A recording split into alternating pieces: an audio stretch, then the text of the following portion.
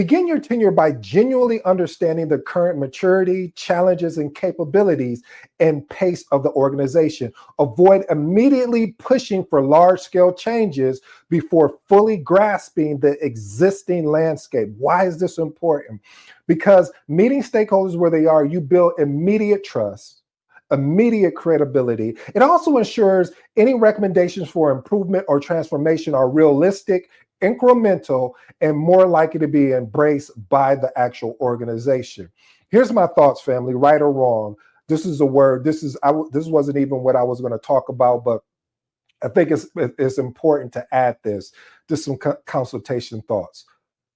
Position yourself as a supportive partner rather than a critical outsider, encouraging buy-ins, because this is going to build trust and significantly enhance your ability to successfully implement meaningful and lasting change. So again, position yourself as a supportive partner rather than a critical outsider, because again, this is going to encourage the buy-in, the build of trust, and things of that nature. Here's my actionable tips I would love for you to experiment with.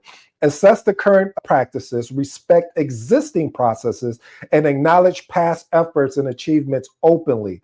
Once you've done that, establish and identify target areas for incremental improvement, clearly linking each phase to both short wins, or I should say short-term wins, as well as long-term strategic objectives. Point number 2, you need to identify those key stakeholders.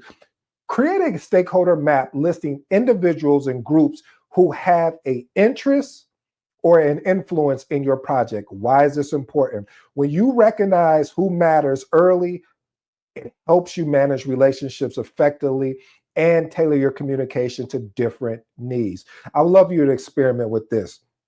Maintain a matrix that captures stakeholders' roles, communication, as well as their decision-making authority. And when I say communication, meaning their communication preference, whether it's email, phone, Teams, Asana, whatever that looks like.